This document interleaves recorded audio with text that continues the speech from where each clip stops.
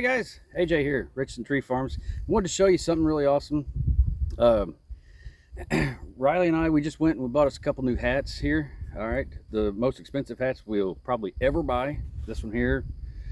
Yep, take my sunglasses off. Right there, see that? Yep. So, we're out here in front of the pond today, up front. This is the front part of our property.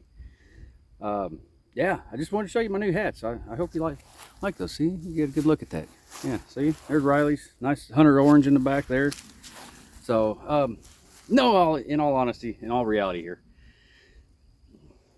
it has arrived. Not completely. It's not completely here.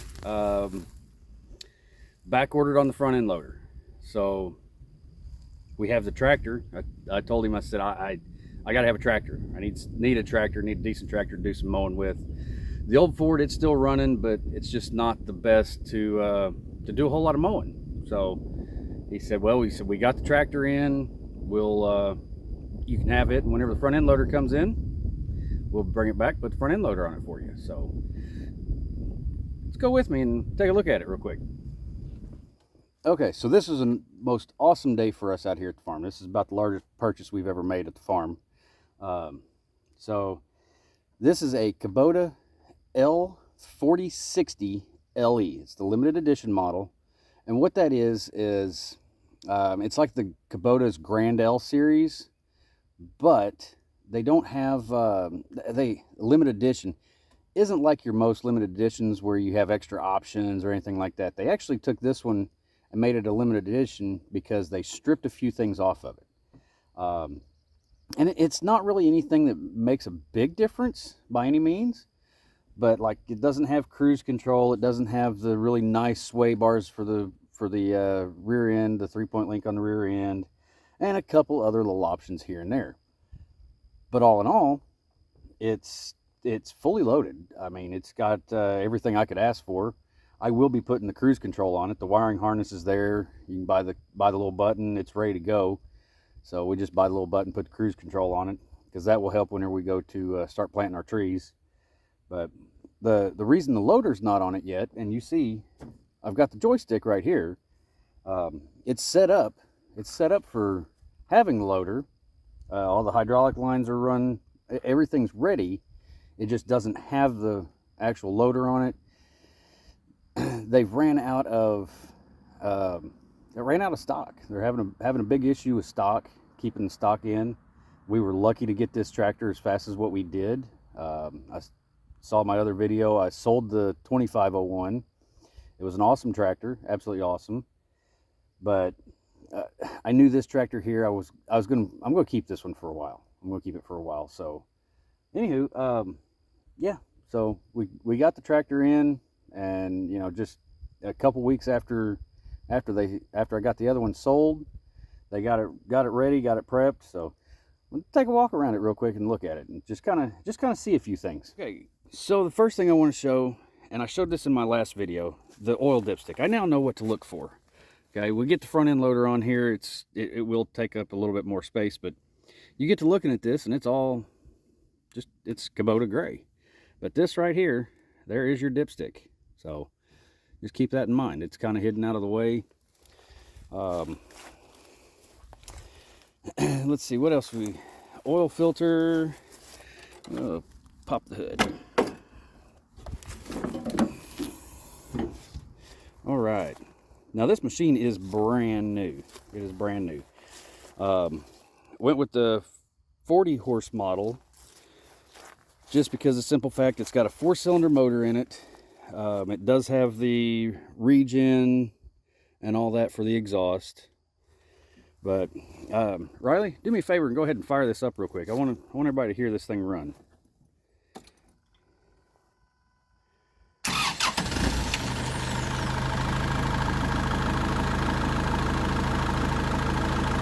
Now my last one, it would be running and you couldn't hardly hear me over top of it.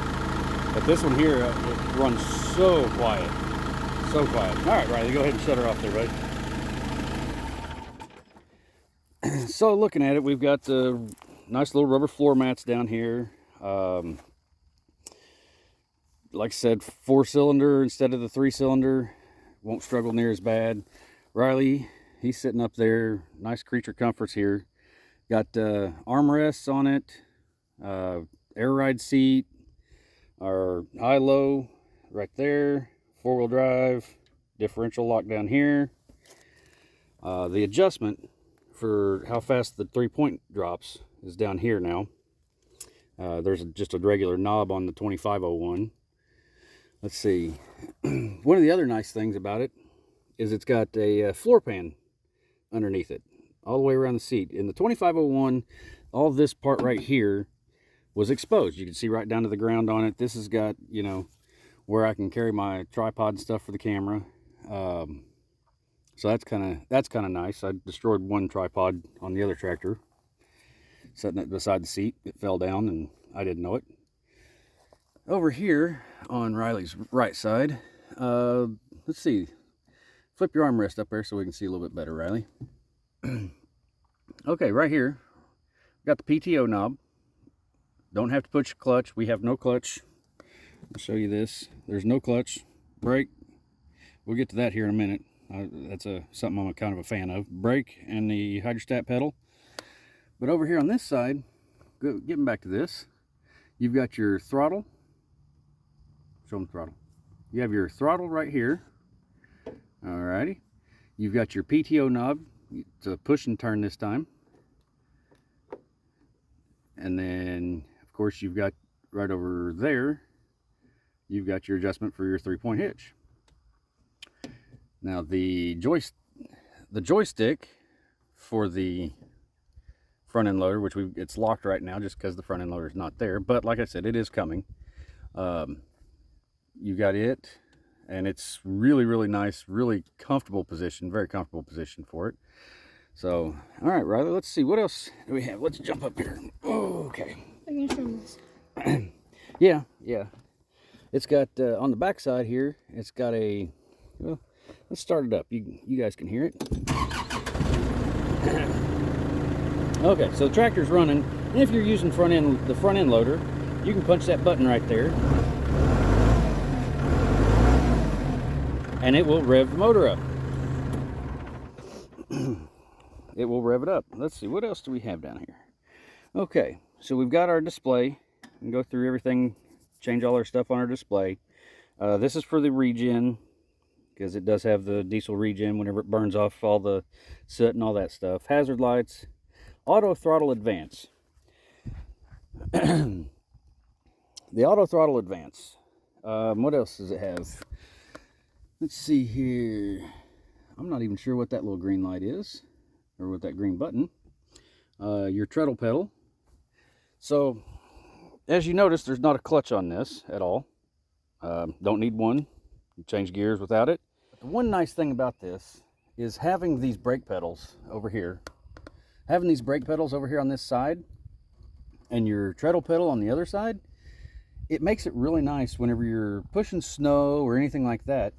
You can work the brake with your left foot and operate your forward and reverse with your right foot. In the 2501, I didn't realize, it never really bothered me. I just adapted to it and dealt with it. But your brake and everything was over on that side, and there was a clutch over here. So I didn't think anything of it. I really didn't. But now, and I haven't used this hardly at all, because it has 1 hour on it. Yeah, it's got 1 hour on it. We got it out, ran it up and down the driveway a few times, put the finish mower on the back of it, and that's all we did. But now looking at it, having the brake pedals over here on this side, it kind of makes a big difference. It really does. So that way, you know, we'll be able to use our brakes completely separate of having to use our right foot for the brake and the, you know, the forward and reverse. So oh yeah, here's Riley. Show them the one thing that you like the most. Tilt steering. Yeah, that's what's got him excited the most. He's only 11, so he hadn't even hit 5 foot yet, but he's excited about the tilt steering wheel just because it makes it a little easier to reach the steering wheel. So, all right, let's go back here at the back and talk about this real quick. not much difference back here. I've already got the finished mower on it, because you look around, I need to mow. I need to mow bad. So let's see, on our 3-point back here, we've got just the regular turnbuckles on either side. You see right down here. Those on the model that is not limited, those are actually the pin type with the bars that slide in and out instead of the turnbuckles, which we can upgrade those really easy. That's no big deal. One of the big things that I like about this tractor, the rear end's a lot heavier duty, but on the 3-point hitch, I've actually got twin cylinders right here and here. Okay, these are twin cylinders, and that is what actually does my lifting on the 3-point hitch. It's not an internal anything inside. It's all done externally by 3 cylinders. So, all right, that's the back of it. Let's see here. What else do I like about it? Oh, one other thing I like about it here, walking up front to it, is the steering. The steering on it. It actually has hydraulic cylinders, which you can see right here. I haven't even ran it enough to break the paint off the little rubber boot. But it's got a cylinder, more like a rack and pinion than anything.